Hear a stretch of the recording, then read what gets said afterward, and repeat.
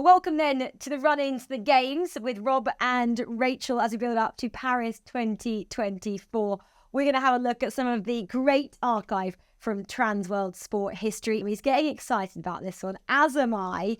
We're looking at the greatest female Olympians of all time. We would start with track and field if we're allowed. We're not. We're going to start with gymnastics. We are. And you know, one of the things that is so amazing about the Olympic Games, we are talking about superheroes, men and women who have scaled heights nobody ever thought was possible. And I think the Olympic Games is for all children everywhere.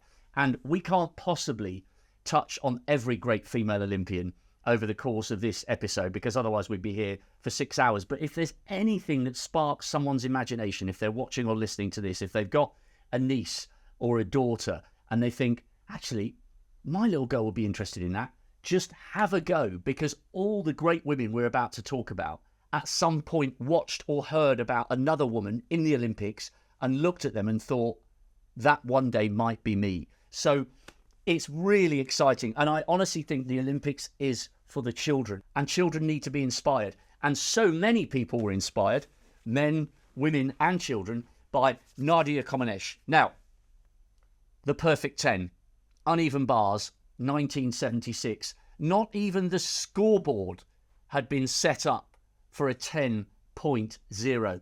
And yet that Romanian lit up the games in Canada in 76 in a way that perhaps a sport other than gymnastics wouldn't have been able to do. It was an iconic moment of global sport, and it happened to Comaneci in 76. It was wonderful. Well, she went on to achieve 5 golds, 3 silvers and 2 bronze at 76 and the 80 Olympic Games. And of course, us lot here at Trans World Sport, we caught up with her to talk about her glittering career.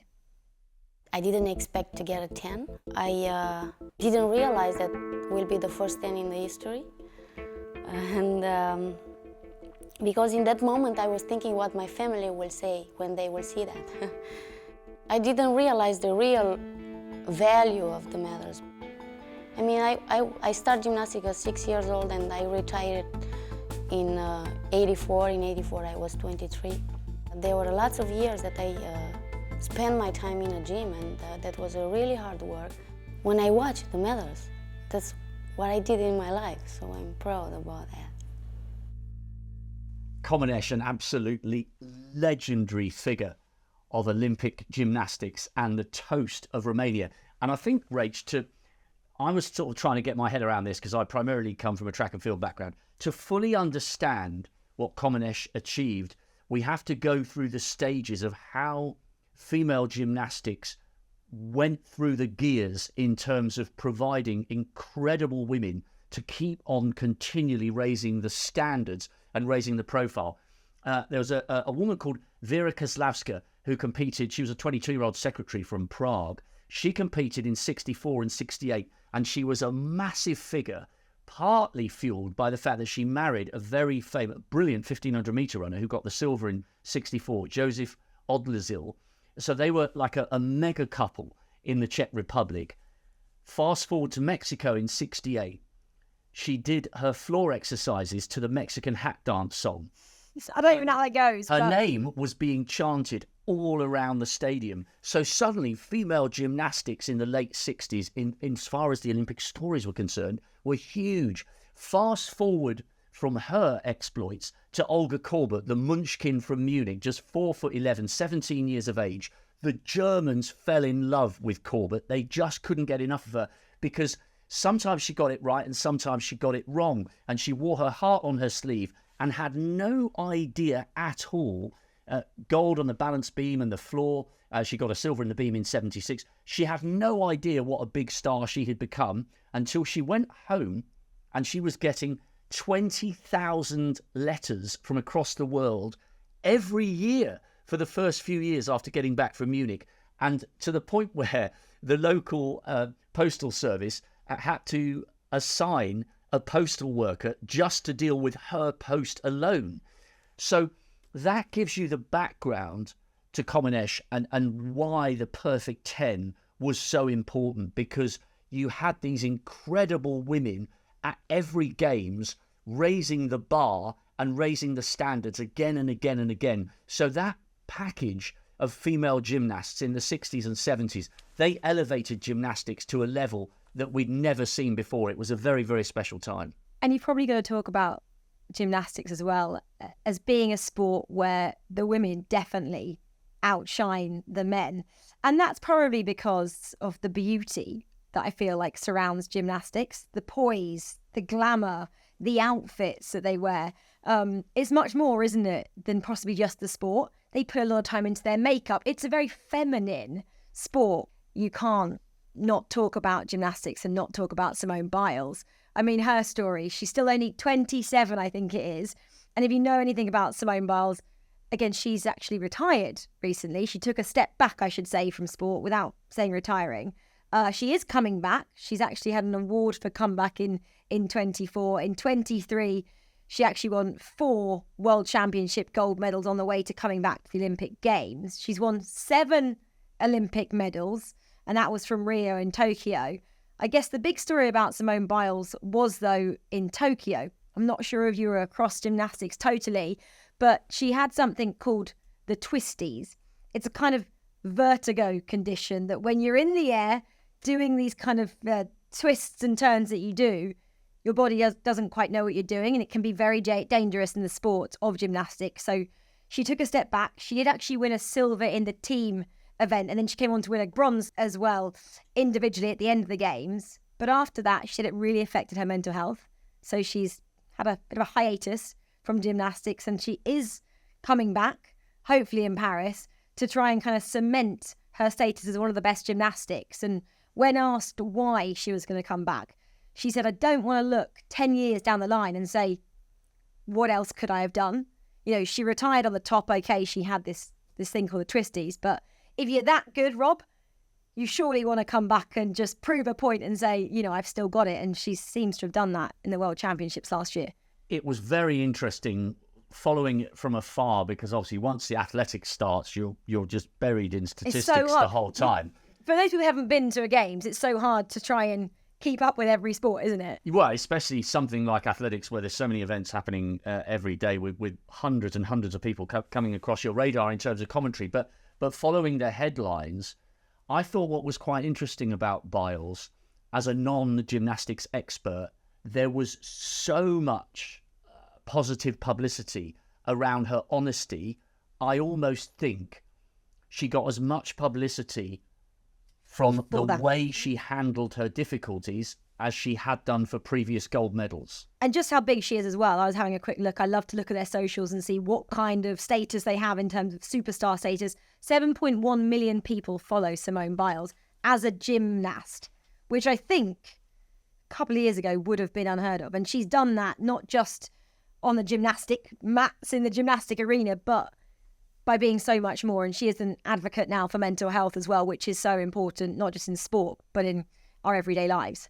And I think what's quite interesting about looking at the greatest female Olympians, there are a lot of sports now almost going as far as positive discrimination, because they're rightly trying to redress imbalances in profile, in prize money, and in the perceived prestige of female success as opposed to male.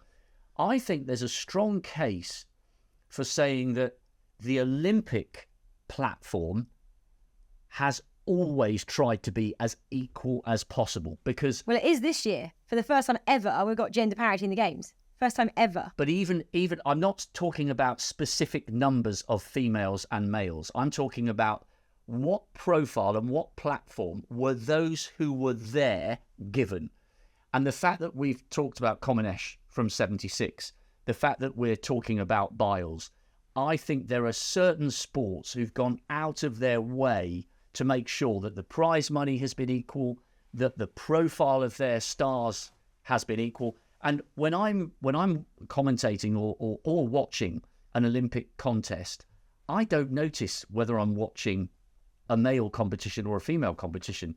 I'm simply looking at what a brilliant story it is. Whether they're male or female is irrelevant. And that's how it should be. And I think in that regards, there are some Olympic sports that are miles ahead in terms of the parity of profile given to the men and the women. And the gymnastics is a great example of that. That is so interesting. When I tune in for something like the athletics, I don't care if it's the men's or women's event. I watch every single one, regardless of gender. Of course. And your excitement is tailored to the personality of the individual. If in a certain Olympic cycle there are more engaging stories with the female athletes, they take priority. Now, if we're talking about equal platform, the Australians are so proud of their swimming heritage, and they're every bit as proud of their female swimming heritage as their male. Shane Gould, unbelievable. 12 races, 8 days, 3 golds, 1 silver, 1 bronze, and then retired at 16 after 1972. Absolutely phenomenal. And probably going back before Shane Gould, Dawn Fraser. I think there's a case that Dawn Fraser... He's scratching his head, guys, if you can't see. Because that means he's got a big case to put out. Because come on, set the stall out. Listen. I'm listening. Everyone's listening. We have spoken in some of our previous episodes. We touched on great male Olympians, and I made the point that it wasn't just what they did, it was how they did it. There is no better example of that than Dawn Fraser. We could do 25 minutes on Dawn Fraser alone, because how about this?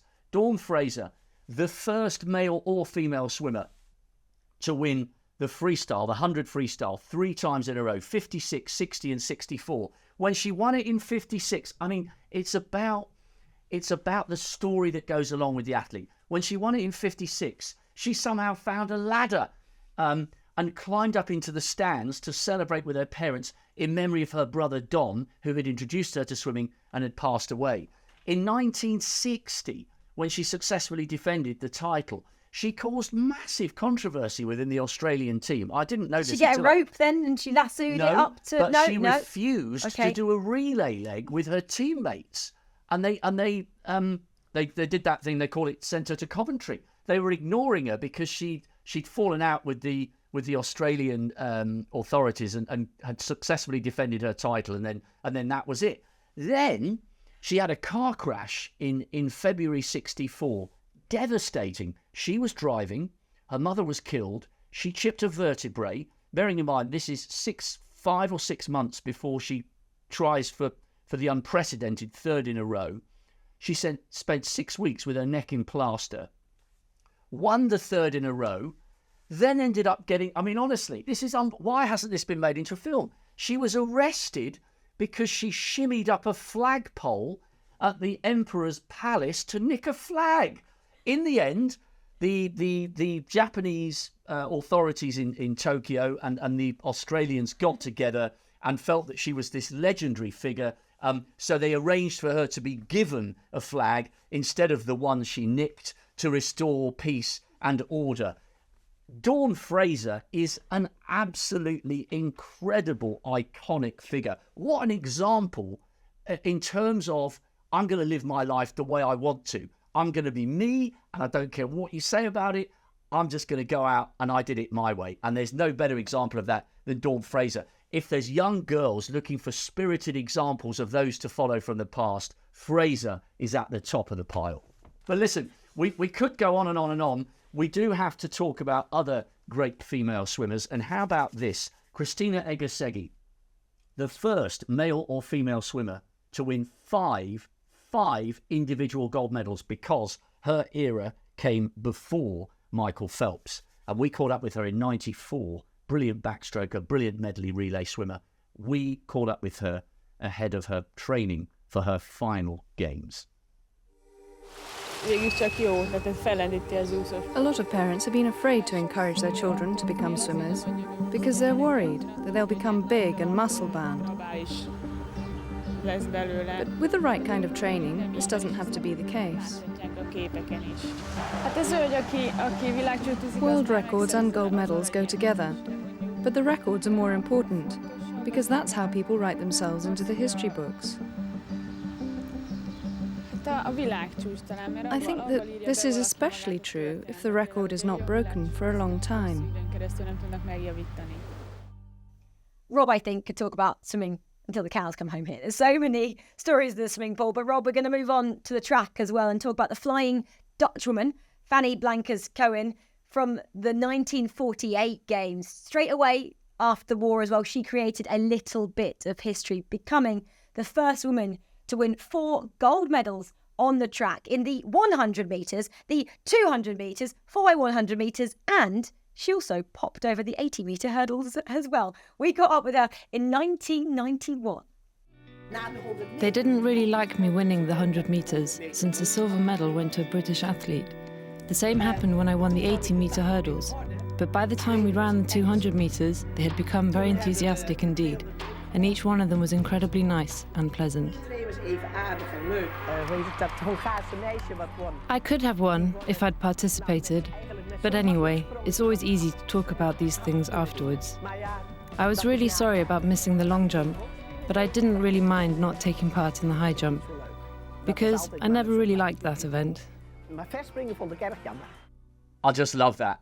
Blankers-Koen, you've got to be good to say, yeah, I didn't really mind not doing a high jump and missing out. But the full story with Blankers-Koen is absolutely incredible, because she actually competed as an 18-year-old in the high jump in 1936.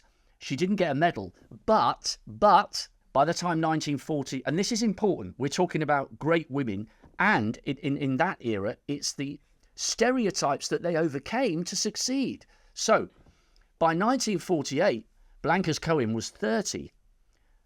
At that time, for male track athletes as well, that would have been considered old at that time, as was she. And people said, she's too old to win medals. She's too old to get on the podium. She's a housewife. She's got 2 kids. Yes, she was married, and yes, she had 2 children.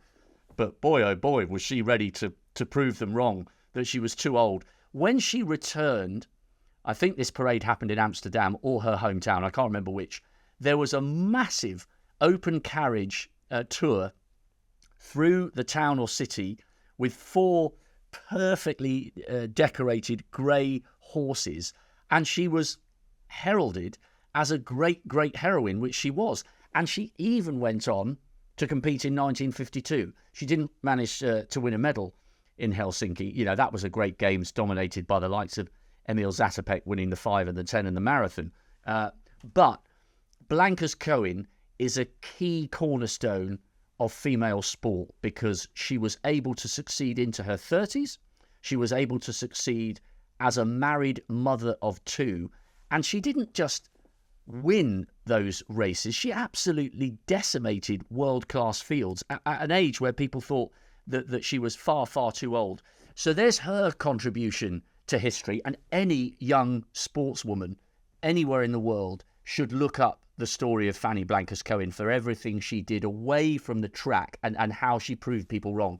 So that's that era. Can I just jump in Go on. on how archaic something, what you said there, the fact that she was a housewife and a mother? Because this year, I don't know if you know this year as well, in the Olympic Village, they have a creche and the ability for mothers to have a breastfeeding area. They're really kind of going up a notch in terms of looking after mothers who are now competing, which was never done in the past. So I think what they're trying to do, they're trying to make it inclusive, so you can have a safe space as a competing athlete, as a mother, to kind of go to the Olympic Village, and there's somewhere for your kids. There's someone to look after your kids. You don't have to think, well, am I being looked after if I bring my children here? Which I think is brilliant. Yes, and the performances of people like Fanny Blankers-Koen was the first step in a long, long road. So there's the Dutch female contribution to greatness as far as athletics is concerned, and as far as sprinting is concerned, even though she's a brilliant high jumper and long jumper as well. Fast forward to the modern era, and there are just so many incredible examples of phenomenal American and Jamaican and further Caribbean female athletes who've catapulted sprinting to a higher level. I don't know who you've gone for. I kind of put a list, and we can actually tick off and see if we got the same ones. Okay. Did you put Sanya Richards-Ross down? Funnily enough, I didn't. And only because I think I was focusing on multiple gold medalists, because I thought the list was so tight. If you're not familiar with Sanya Richards-Ross, absolutely incredible. She was expected to win the gold in Beijing in 2008 for the United States. I believe she was born in Jamaica and emigrated to the States. She's a fantastic So she woman. ticks both boxes. It's fine. She's a fantastic woman.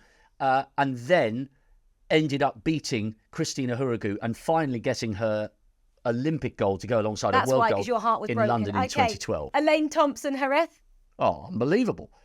She's done the double-double and has always found herself injured. So she's done the 1 and the 2 in Rio and in Tokyo with awful Achilles injuries and hamstring injuries in between those 2 times. If she could get anywhere close to good form, she knows that she peaks for the Olympic years. She's absolutely. So she was on yours? She's absolutely in the Shelley-Ann conversation. Fraser-Price. Oh, listen, you go. Was she on your list? I don't know who was on. I'm trying to tick off, and you're not even ticking off with me. How can she not be? Gail You Divas? go. Look. You go on why you. That was my top 4, basically. Yes, same. Okay, fine. We agreed on something, right. guys. You go on why Fraser Price is amazing, and I'll back you up, and I'll state the case for divas. But the fact that she can go back to back, I think if anyone can go back to back and do it over the course of 2 Olympic cycles, you've got to have the case for the greatest of all time. That's the thing. What you put it down to, if you can go back to back and do it not just once, twice as well. Yes. So we're talking about Shelley-Ann Fraser-Price winning in Beijing in 08, winning in London in 12, bronze in 16, silver in Tokyo. Here's a question for you then, Stringer. This is big. If Fraser-Price wins, it's almost like a drum roll here. Is she better than? If she wins a medal of any colour for 5 in a row in the 100 metres, does she become the greatest Olympic 100-metre runner in history, male or female? I'm starting to get towards thinking that a medal of any colour, 5 in a row with 2 golds, And there's a child. strong case for that surpassing Bolt's 300s in a row. I love No? you have to add a kid in there. I remember I've got a picture actually with her. She's got her child on her hip. She came up, I think it was the World Champs in 2019, to where I was standing doing the interviews with her child on her hip and delivered the interview like that. I know it wasn't Olympic Games, but it was still absolutely iconic in my opinion because she had done all of that as well as having a child. I guess that I'm putting something else in the context there. Has she done as much for the sport as someone like Usain Bolt? Question mark. Rob is lost for words. No, I'm waiting. Oh. Yes, right. If she wins, I don't listen. think she has. If she wins a medal, I'm just putting it out there. If she wins a medal of any colour for 5 successive 100-metre Olympic Success medals, on the track. What has she done to maybe better? bigger than the one- Bolt, yes or no? No, Okay, interesting. Because because Bolt isn't just an athlete. Yes. Bolt is a superstar. Yeah. Globally, when Bolt was competing, he still obviously holds the records in 1 and 2. Globally, though, when Bolt was competing, he couldn't probably walk anywhere or a lot of places around the world and not be recognised. Yep. Can Shelley-Ann Fraser-Price do that? I'm sure she can. I'm sure not many people. I know she's iconic. She's always got crazy coloured hair and whatever her style is, she's very flamboyant. Do you think a lot of people would stop her on the street and ask now for a selfie, not an autograph? I don't still think she's that recognisable. Okay, yeah, listen, So it's greatest interesting. I athletic just can't performances, believe the greatest- longevity if Do she you know what I gets a mean? medal of That's any how colour. you look Yeah, at yeah. a superstar. Yeah, okay. Phelps is the same as a Bolt. And listen, it's interesting, isn't it? It's a partly rhetorical question, and I consider it an utter privilege to have been in those stadiums watching Bolt win so many of those golds. I just think for someone to go 5 in a row, if she can win a 5th successive medal, would be fascinating. Okay, so one other, you touched quite rightly on Gail Devers. I think again, it's what Devers. Gail Devers is one of, I think, only 2 women to go, maybe 3 now, to go back to back one, or she was the second. Elaine Thompson-Herald became the third with 16 and 21 over the 100s. But Gail Devers was only the second woman to go back to back Olympic 100-metre titles in her second best event, because try as she might, it always went wrong. But it's also in the sprint hurdles. it's also the problems that she had as well. Oh, huge. Full of the best health, the autoimmune diseases, and Yes. she had a couple of problems that she was also trying to deal with. Yes, that was between. So she reached the semis, I believe, of the 100 hurdles in '88. Then she had that terrible autoimmune illness. I'm not even sure. I can't remember reading somewhere. There might even have been a possibility at one stage that they were talking about an amputation. Her injuries and her illness was so bad. So to then come back and win the iconic race, the 100 metres, back to back. But in her second favourite event. They were so tight as well. Do you remember all the photo finishes Yes. that she's been a part of? So it was always kind of waiting, bated breath. Have I done it? Again, look at those pictures, because they were as close as you like in both of her races, both of her golds. It wasn't just one. No, I know. Yeah. But it's contested in both of them. incredible what she did. Absolutely incredible. But I think the greats do that as well. They know how to just get over the line. And Michael Phelps spoke about that. He said, I never was not going to win if it came down to a photo finish, because I knew how to put my hand forward and just get in the right position. And I'm sure Gail Devers was an athlete who just did that. You know how to finish if you're an Olympic champion, if you're one of the greatest. We didn't mention someone else, Rob. Alison Felix. Yep. Stunning, beautiful, incredible. She's just full of poise, full of grace when she runs. Grace, that's the word I think of. Always. I'm just picturing her running now at 200 metres. So fluid, so effortless.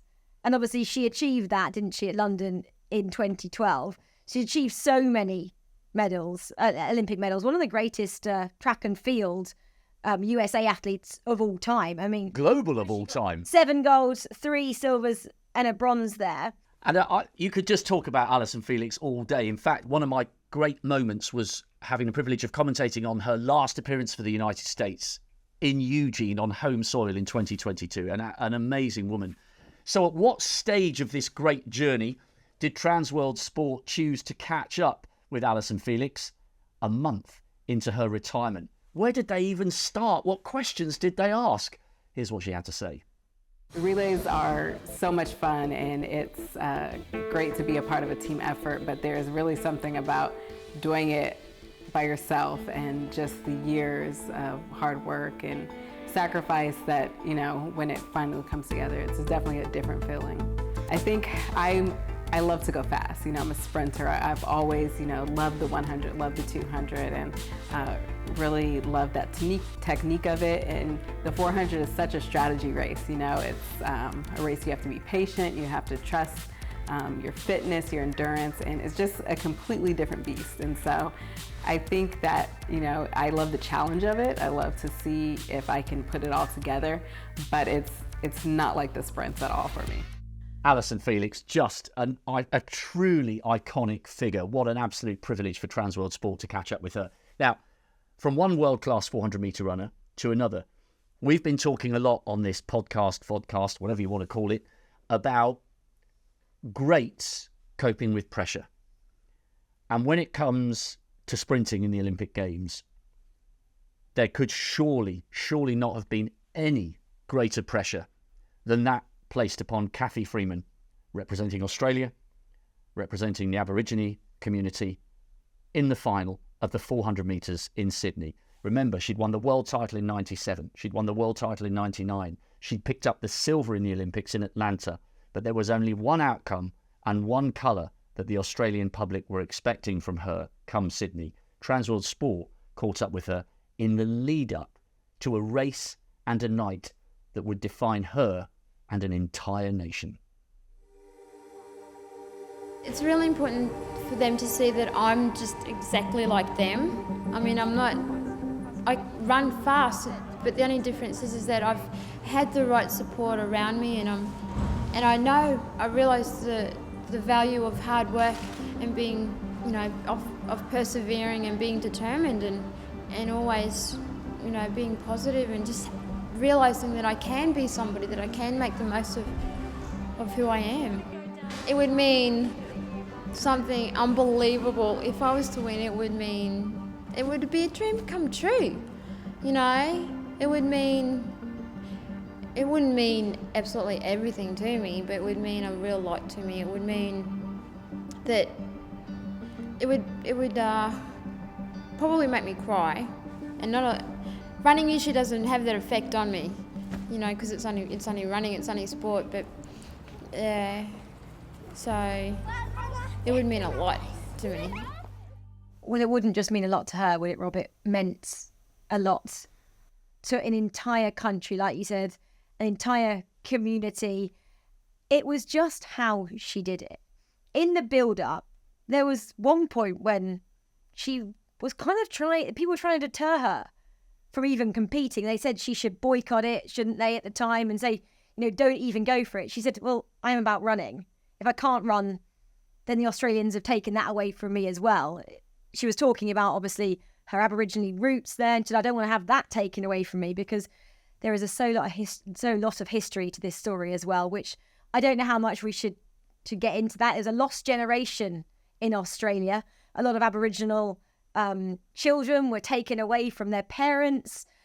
This was a number of years ago now, before Cathy Freeman's victory, but she said her grandparents were part of that generation. So she felt like it was her duty to give back to the community, which had lost so much in the past. And she did that evening in just spectacular fashion. And for me, when I've rewatched that as well, it's how she did it. It's that suit that she wore, and she looks that suit. She had a hood up, didn't she, when she was running? She said she'd done that before, and she felt like the reason it worked for her is she can be in the bubble, and she needed to be in that bubble in that race, because there were so many distractions that could have got to her.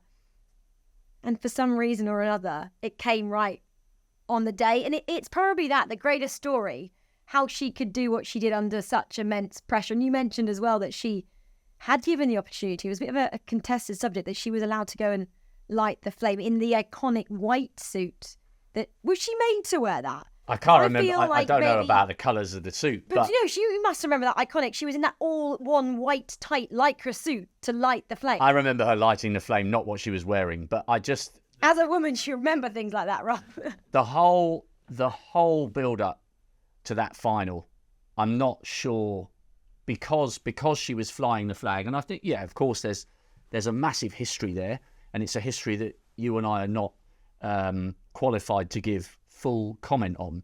But what we can say is that when Cathy Freeman raced and won, she waved Australian flags and she waved Aborigine flags. Which before that she was told not to do, remember, as well. But she had got to a point where she was literally and metaphorically waving the flag for both. So that was the way she was going to represent her nation and her heritage. Brilliant. But the pressure, more than I think, I'm struggling to think of any other host nation favourite experiencing a more pressured environment than that. Sydney was a return to the good old days for the Olympics, I think. There were one or two people I remember. I know you were young at the time, but maybe you weren't even born. 96? I can't remember that. But you would have just been a toddler if. So in 96, there was a strong feeling that the Olympics should have gone to Athens, because it would have been the centenary, 1896 being the first games. And I think there was a feeling that money had swayed that decision the way of Atlanta.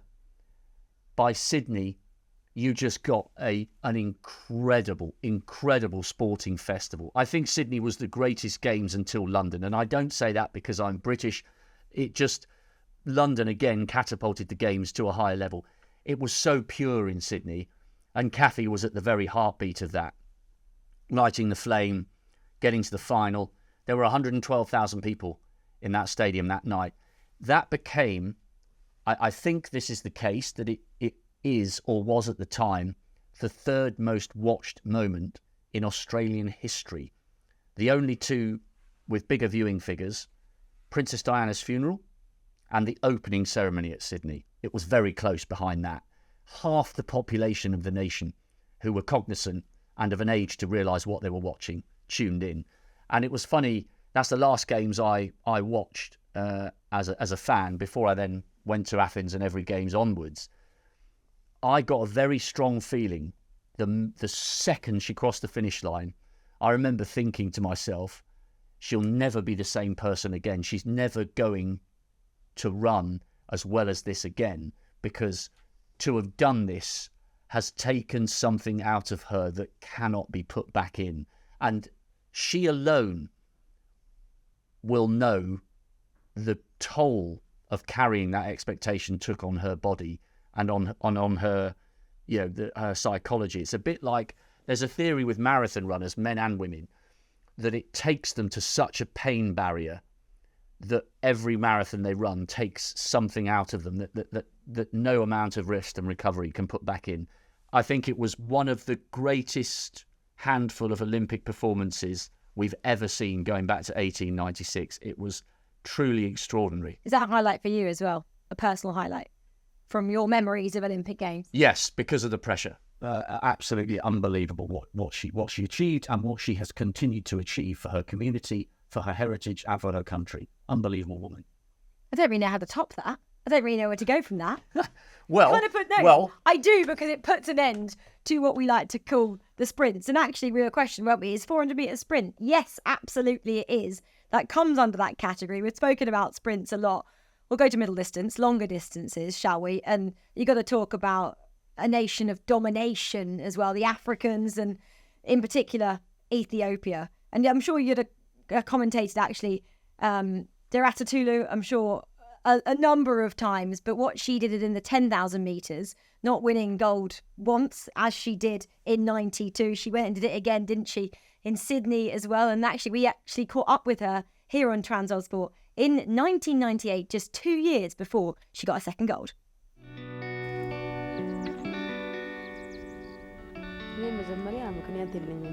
At school, I didn't really take running seriously. I just ran like all my other classmates. But as I got better, I began to take it more seriously. And I began to learn about the history of our country's famous runners, like Abebe Bikila, Mama World, and Murta Sifta.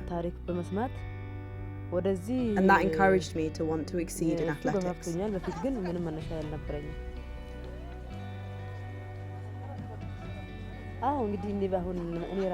When I started, I had cultural obstacles. And coming from the rural areas, it made the obstacles more glaring. Even at home, I had problems with my mother. She didn't believe that a woman should be running. That should be left to a man. But with the encouragement of my sisters and friends, I continued. When I started to win, my mother then began to support me. I'm proud to win and win for women. But to be called the mother of Ethiopian athletics is too high of an accolade.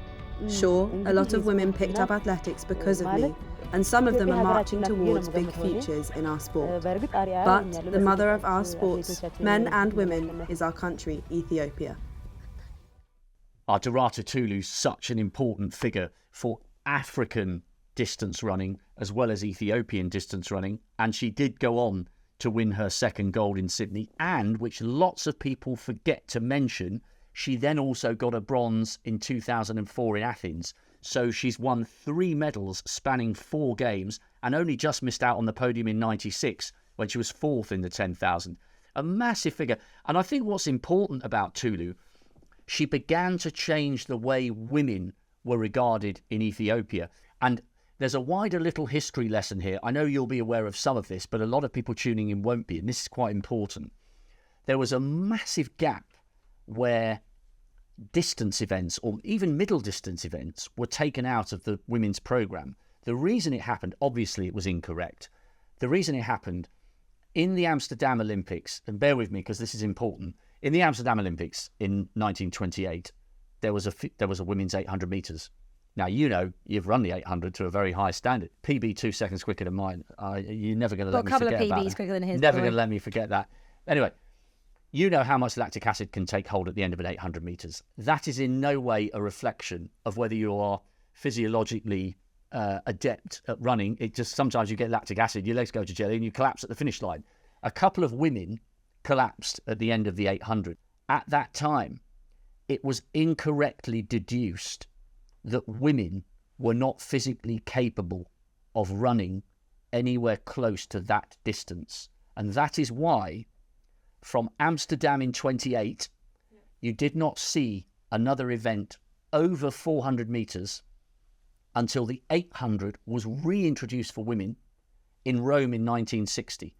And then from an interest point of view, there were then some brilliant duels. Anne Packer won in 64 for Great Britain. She was a 400 metre runner, but it began to sort of catapult. Then comes back the 1500, the 3000 metres.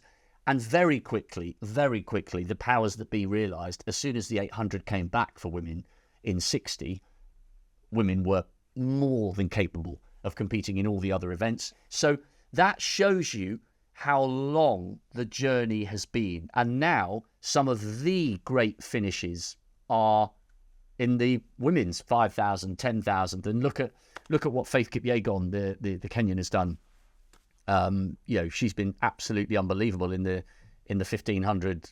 She's won 2 back-to-back. So Tulu coming along was an important staging post for African and Ethiopian female distance running, but also it just highlighted how much we desperately needed a 10,000 in the Olympic programme for women, because the first one was 88 and then her first gold came in 92. So fascinating history, it really is. And long, it should never have gone out in 28, but it did, but it's back.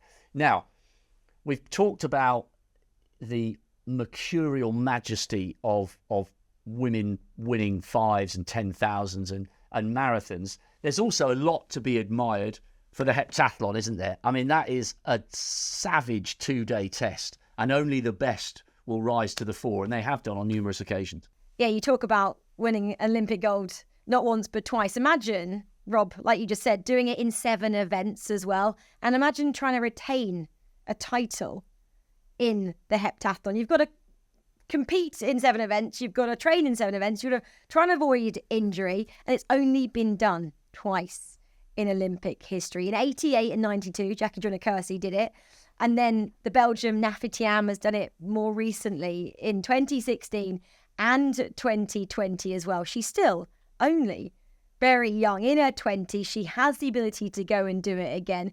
We caught up with her, though, when she was only 19 years of age, after she'd got 1 title and was yet to get the second.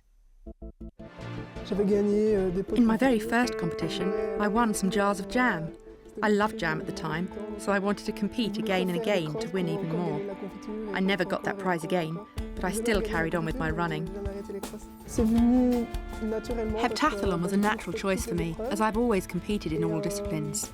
I was never outstanding in one particular event, but I was good at all of them. Ever since I was little, I competed in every kind of athletics event.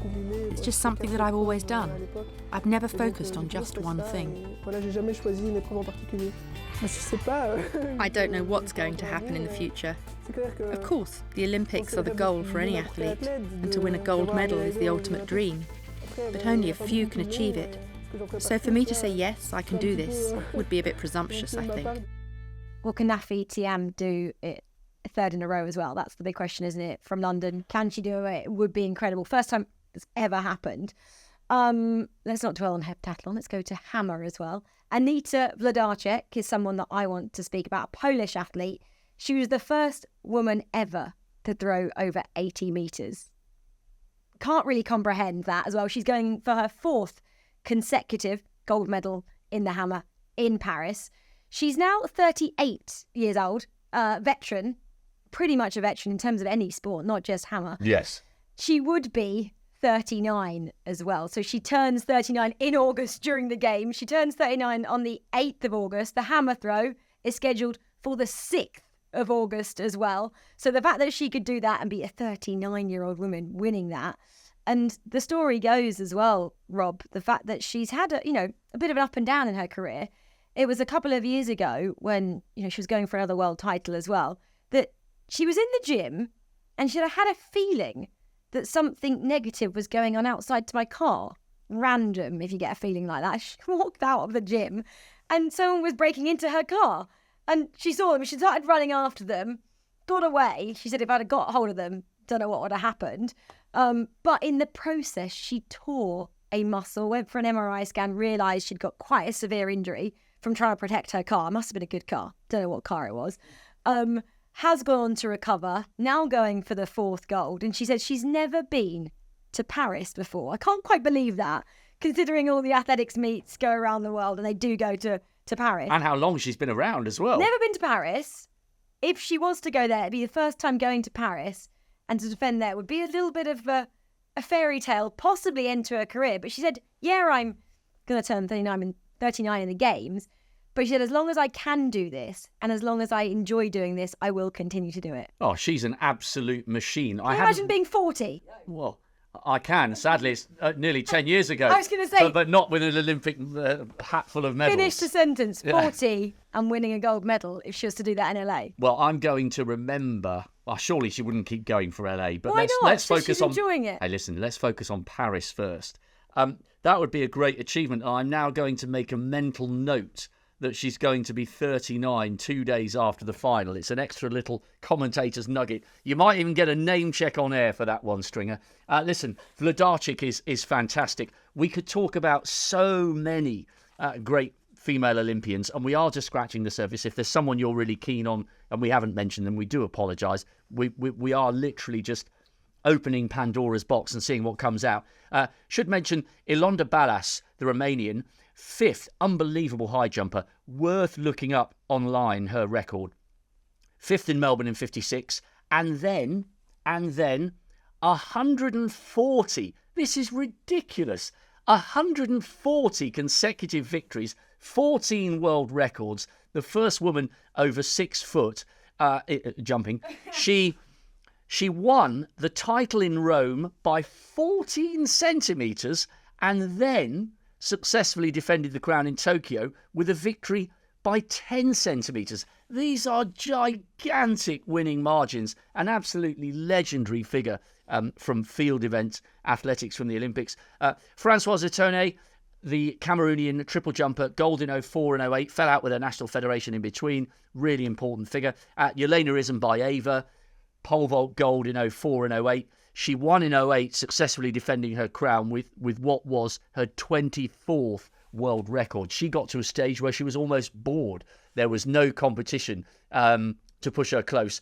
Amazing females from athletics. If we're casting the net wider, it would be remiss of us not to mention Great Britain's Laura Kenny. 5 golds and a silver across 3 different editions of the Games. She even tried to mount a comeback post-maternity leave for Paris, but felt that it was a bridge and a step too far. Incredible women. And we've got to mention someone that I know if you're listening you can't see this, but there's a picture over Rob's shoulder as well of maybe a well-known tennis player. Oh, he's putting his glasses on for this, guys, as well. Oh, yeah, okay. So Serena Williams is on a picture alongside Venus Williams there with gold medals. That's because, and I love this, because in tennis, obviously, we have the 4 Grand Slams and, that is something that everybody in tennis wants to win. I feel tennis players puts the Olympic Games as that 5th slam when it comes around once every 4 years. And they go then, don't they, for the Golden Slam, trying to win all 5. Well, Serena Williams did do that when she finally got her individual gold medal in London 2012. But before that, she won not 1, but 3 double gold medals with her sister.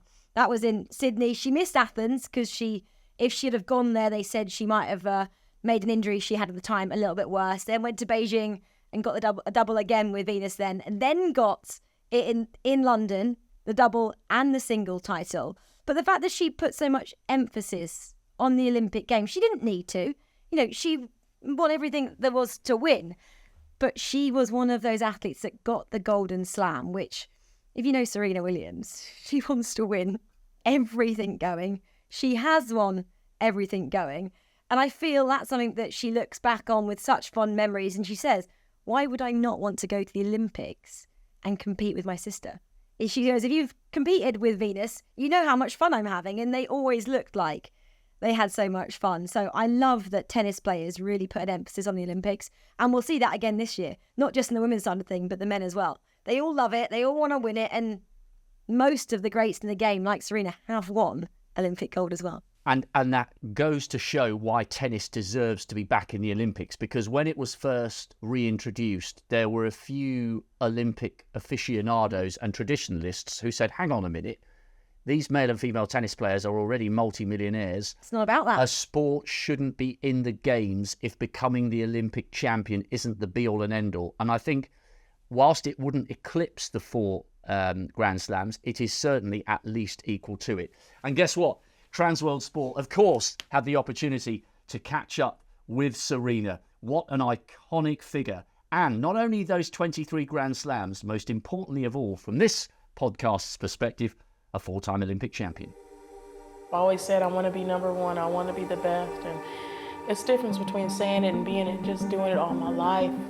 I just expect to at least become a professional tennis player. I think it's important for kids to have a positive role model, and especially me being in a sport that Black people predominantly haven't been in much before, and just to be so doing well and have so many kids want to follow, just kids of all races and all colors and all backgrounds.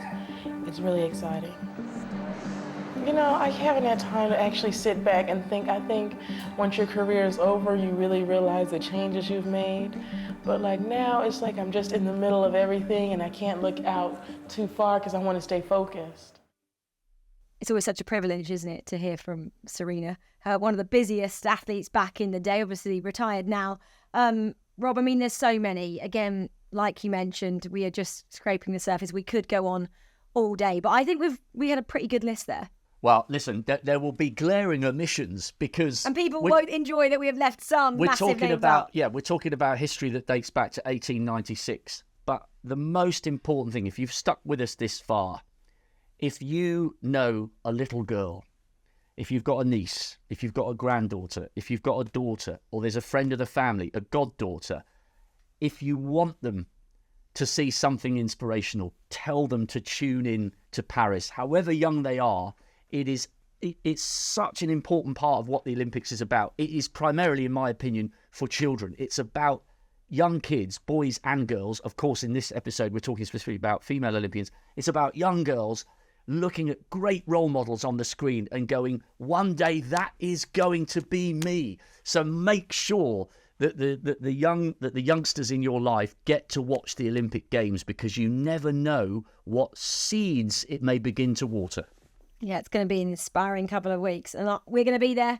I can't wait to be there for working personally on my first games. Well, that's it from the greatest female Olympic athletes of all time. We could have gone on all day, but I think we had a pretty good list there, Rob. Can't wait, though, for the next episode. We are going to delve into some of the greatest stories from the Olympic Games in our Human Interest episode, which is coming on the next podcast. We'll see you there.